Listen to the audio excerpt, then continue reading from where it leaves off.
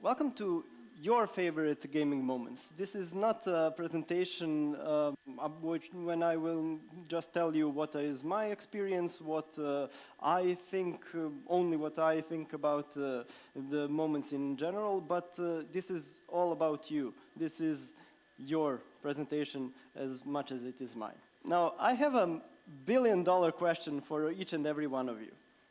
What is your favorite gaming moments? And now there is no cheating here. This has to be one.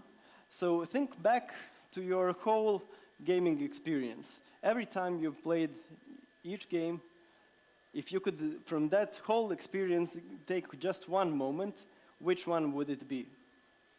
Think for a moment about it. And then later, instead of the standard Q&A session where you ask me what I think about certain topics, you can as well, of course, do that.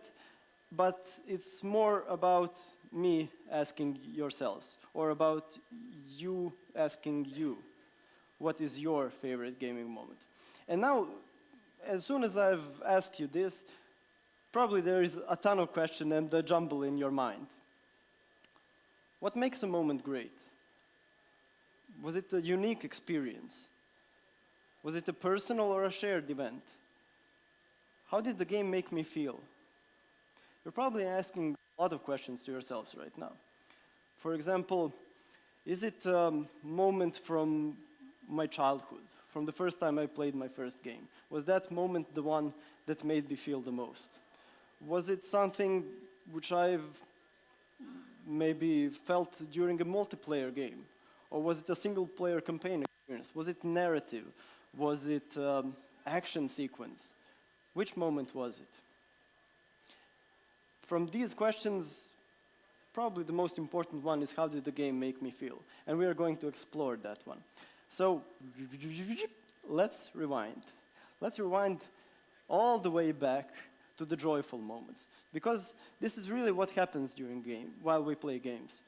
Because video games are fun and they bring us joy. If a video game is not fun, then why are we playing it? I mean, we could just do chores. We could do whatever instead of playing it. Now, there are lots of different kinds of joy that we feel while playing video games. Every time you've wondered, okay, what lies beyond this level? Why do we even finish a Mario level? Well, because we want to enjoy discovering what is next. How many secrets can I find?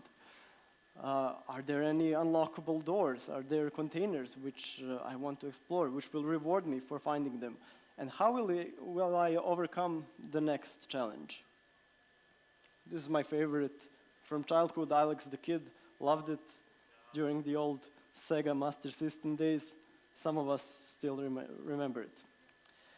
But there is also a joy of rediscovery. Now, as we mature as gamers, these games stick in our minds, and sometimes they stick for so long that developers, who also are fans of these games, hopefully, say, okay, let's remake it. Let's take that core mechanics, emotion, gameplay, story, let's take it and let's redo it.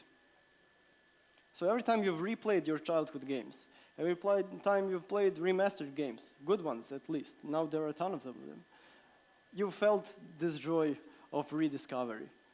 And it goes a little bit deeper into your nostalgic feelings, which we will also explore in a bit. For example, this screenshot is from Wonder Boy, the Dragon's Trap, also from the Sega Master System, but now you can play it in a wonderful HD with new orchestra, with new music.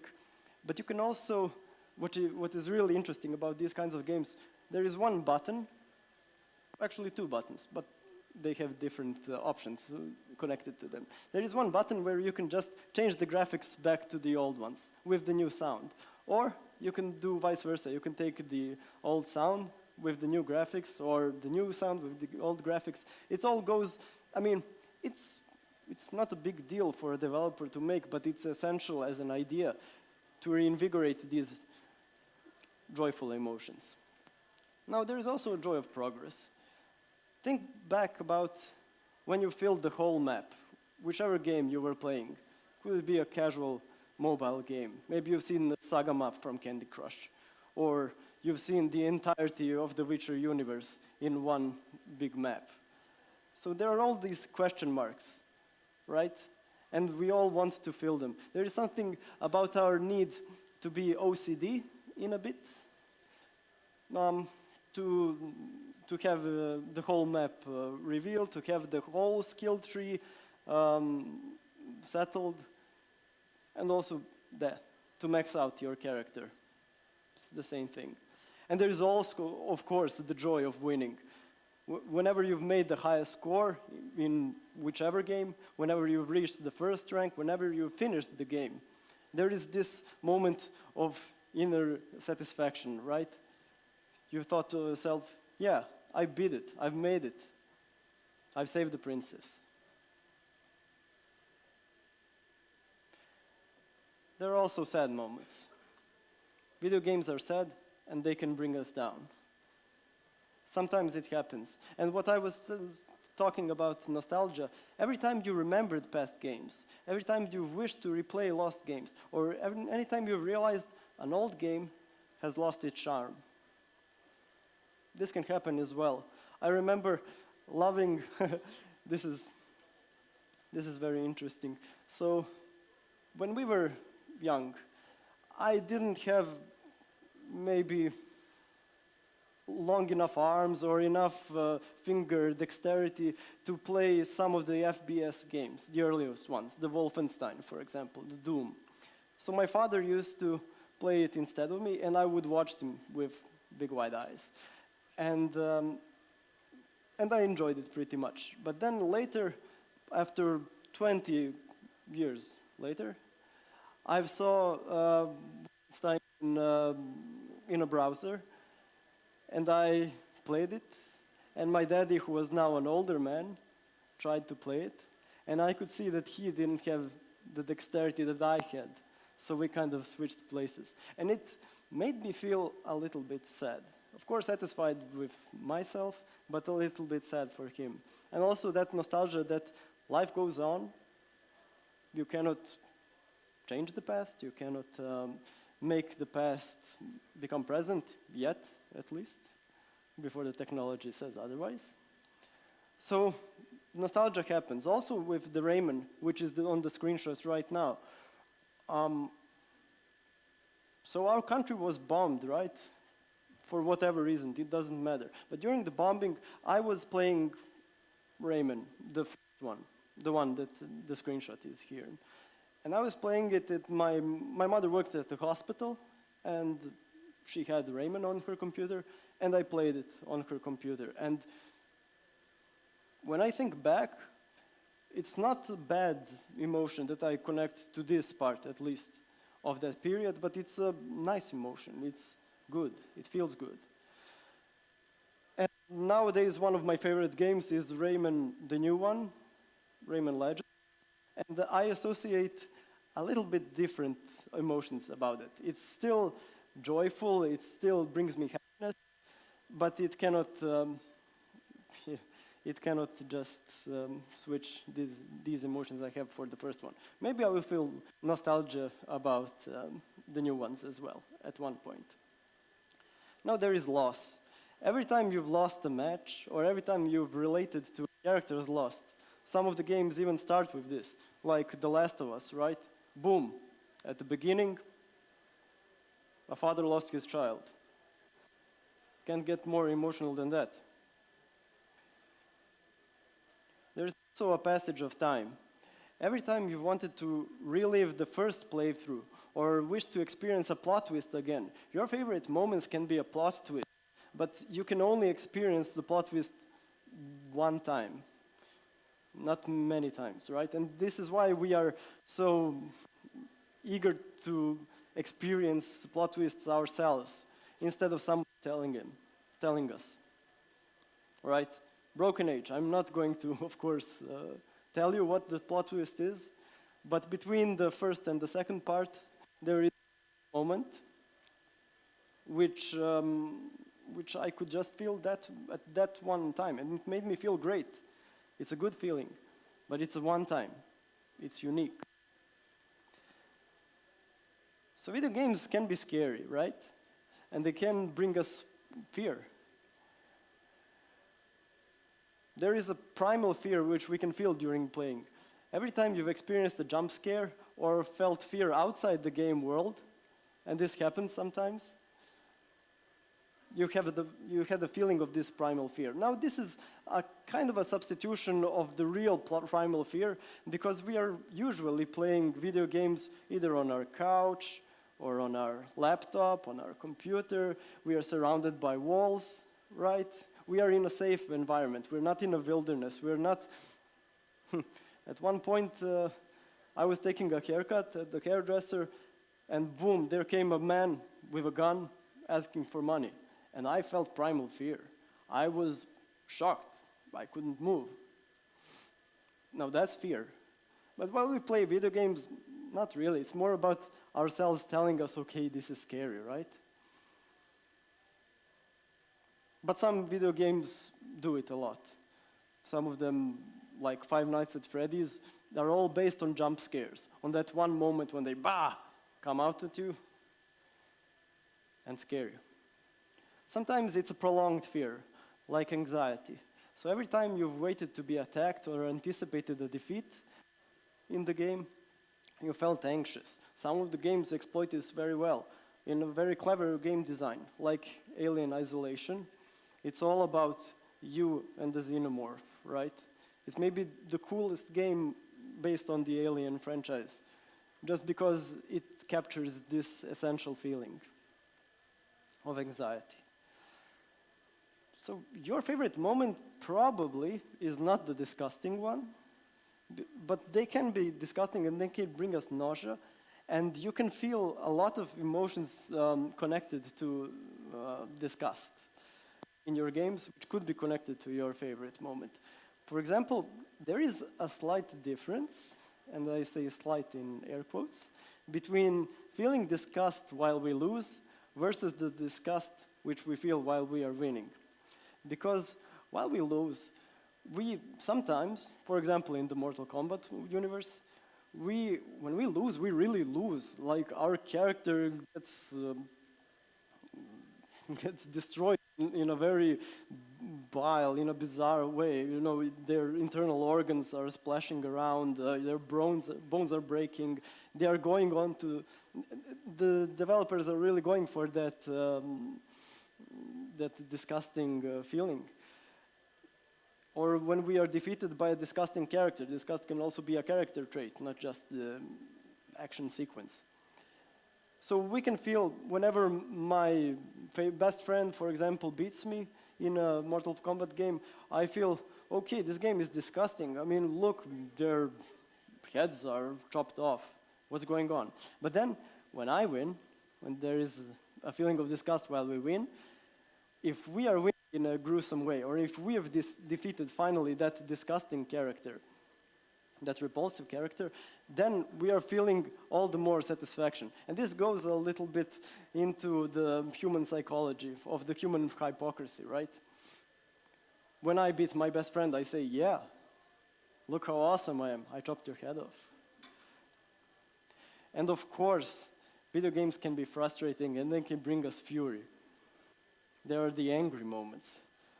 So you can feel agitation. Every time you've lost in an unfair match, again, air quotes, because what is unfair? Is it our feeling of unfairness, or is it objectively unfair? Or any time that you have failed after trying so hard to succeed. Dark Souls, I played the latest Dark Souls, the Dark Souls 3, and I was playing it for, I think, about a week. I'm a noob, mind you. And the first boss came out, and I got killed, you died, screen, I got killed again, you died, screen, I got killed again, you died. And for, I think, 2 or 3 days, I was trying to just beat this first boss. But in the ending, when I finally beaten him, I felt, well, this is great. I didn't even have to finish the whole game. I mean, I feel satisfied just for defeating him, let alone the others. I mean, I don't have to finish it, right? There is also a retribution. Every time you've decided to keep pushing forward or said, just one more game, right? You died, but then you get a new life or you load a save game and you say, I just gotta do it. I will not make this game more smart, be smarter than me. So Angry Birds, the retribution is their whole their whole sense of meaning of life, right? Angry Birds are angry for a reason. So you ask yourself, as I have asked yourself, what is the answer? What is my favorite gaming moment? And the answer is immersion, because video games are emotional experience and they make us feel. They make us feel emotions. Because the moment that the game made you feel the most is your favorite gaming moment. We play video games because we wish to feel a certain way, and we make video games because we wish to share our feelings with other people. This goes both to developers, this goes both for players, and this goes both for us as human beings. As you said, you have an opportunity to be in shoes as a player and game developer. I mean that you participate in game creation, so you also feel different emotions. What experience is more bright personally for you, like to be a player or to be a part of developer? I cannot answer that. If it's for me, it's not an if question, because I don't make a wide distinction between the two of those.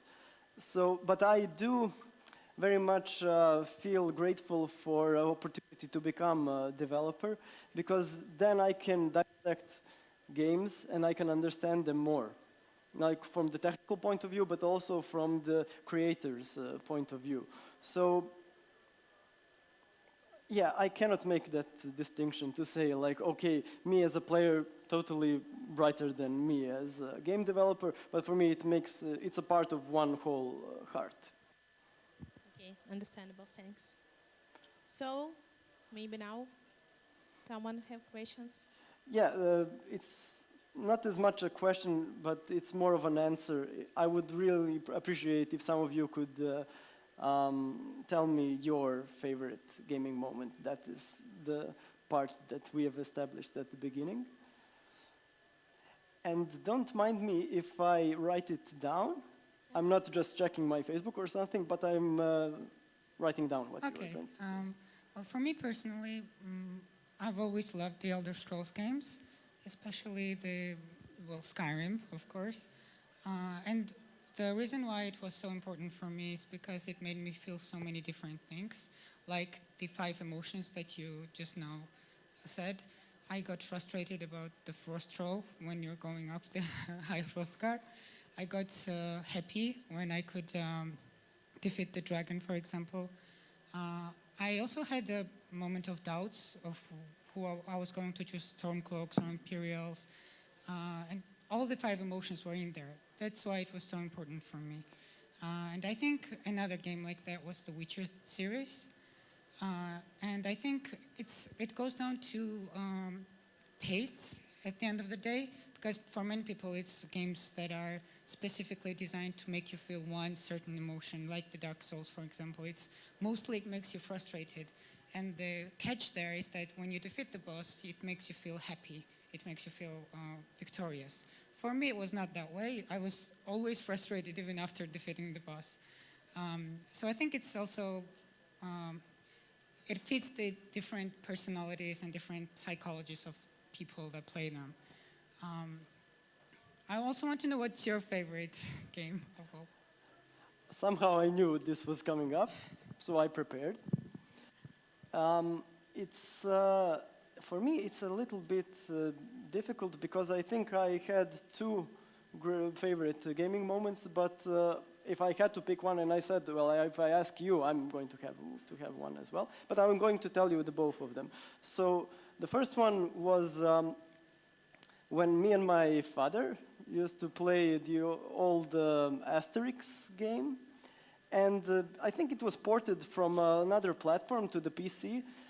But on the consoles, you would just press 2 buttons and they would run at some missions. But on the PC, you had to like really press it so hard. And me and my father used to just press him until my keyboard broke or something, you know. And for me, it was just so exhilarating because also we had to do it together. But the second one is actually, you wouldn't believe, but it's a hidden object game. It's the first actually hidden object game that I've ever played, and it's called Hidden Expedition Titanic. And the thing about that game is, well, our whole family actually played it. My father was there looking for objects. My mother was also there looking for objects and also a little bit learning more the English language because it wasn't their second language, it was Russian, but whatever. So, for them it was also educational, but also like a thing we did together. And my sister, who is an English teacher, also, even she learned some new things while we were trying to find these items. And yeah, for me, I would have to say it was this one, and it's even not my favorite game. I have other favorite games, but the moment of us just playing together, something that each of us loved. The family moment. Yeah, it was about family. Thanks a lot for this interesting presentation. Thank you very much. If anybody, thank you.